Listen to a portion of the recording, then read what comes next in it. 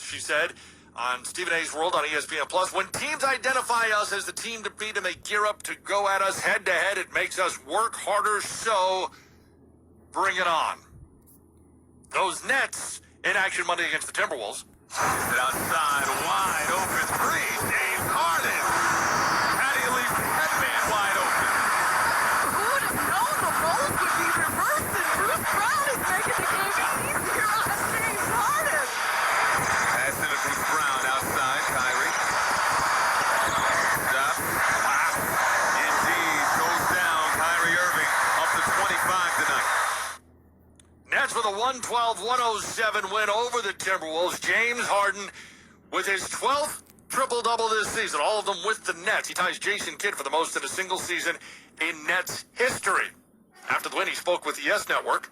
Man, I got to be better, especially down the stretch. You know, we turned the basketball over a few times, which gave them opportunities to be able to score. So we got to do a better job, including myself, as a point guard, of not turning the basketball over, getting a quality shot. So we can have a good chance at guarding defensively. What is the key to this team as far as managing expectations? Obviously, there's high hopes, expectations for this team, but what is the key in terms of managing the expectations and keeping the goal in mind?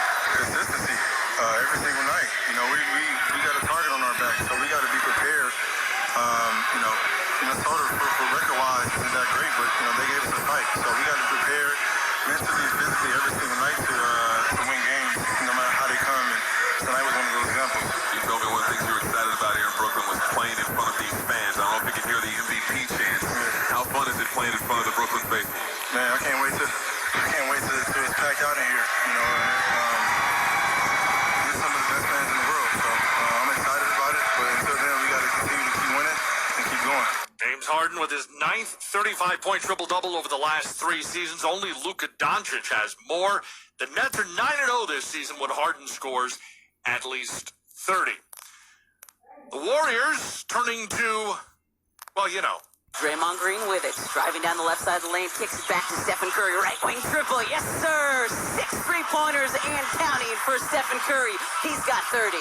Steph bringing up the right wing, behind the back again, through the legs, falls down to his knees, keeps his dribble, goes behind his back and lays it up and in from the right block. Are you kidding me, Stephen Curry? Put that one on the highlight reel. Oh my goodness.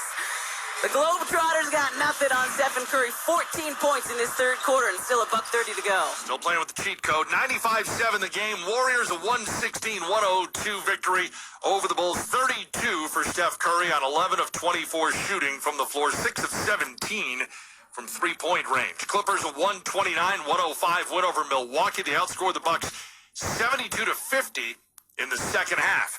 Kings topped the Spurs 132-115. Spurs have lost 5 of their last 6. Kings have won 5 straight. Heat snap a 6-game losing streak with a 10-point win over the Knicks. Pelicans get past the Celtics 115-109.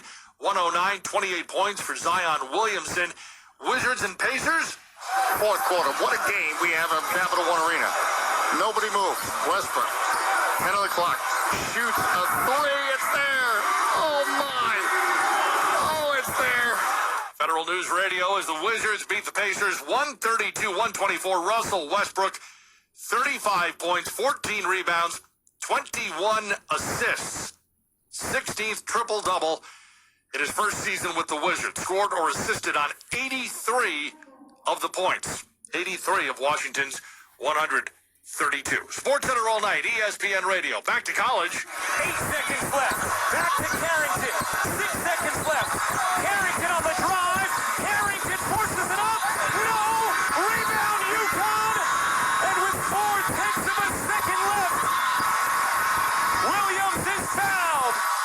And more importantly, no whistle against UConn on that final play. UConn hanging on, and they advance to a 13th straight Final Four, beating Baylor 69-67. Baylor coach Kim Mulkey upset with the officiating that there was no call on that final drive. Baylor never got to the free throw line to try and take the lead as they were down 1 at the time. As for Connecticut coach Gino Auriemma, I don't know. I haven't seen it. But I'd also like to look at all the fouls in the first half where they shot 11 free throws and we shot 2. So I don't think I'm going to go back and check all those. And I'm not going back and check on the last one. So You know, a call is a call, and you got to live with it. You know, the officials are going to make the call they think they need to make. And in this case, the call that wasn't made. Number of folks taking to social media, including LeBron James, asking where the foul was. Our Fran Fraschilla took to Twitter, quote, "This looks like a foul by UConn. More importantly," said Fran Fraschilla on Twitter, "I've seen a number of times in women's NCAA tournaments that officials protect the higher seeds so they're not responsible for the upset." Fraschilla, earlier here on ESPN Radio. You know, it's happened a number of times in the tournament. Just ask Troy at 15 seed that had 3 seemingly egregious calls go against them against A&M, and then right back in the next round. Same thing happened to Iowa State against A&M. Listen, I'm a fan of officiating. I think there's great officiating, Freddie, on both sides, men's and women's. But you know, I've never agreed with the idea that you let the players decide the game. I have a still picture of the player being fouled, Dejanay Carrington, and you have to call a foul in the first minute of the game and the last minute of the game. You can't. It's nonsense when you say let the players decide it, because the young lady from UConn decided the game when she fouled Carrington. It would have been heartbreaking for UConn to lose on 2 free throws late in the game, but it's more heartbreaking for Baylor to lose the way they did when it seemed obvious.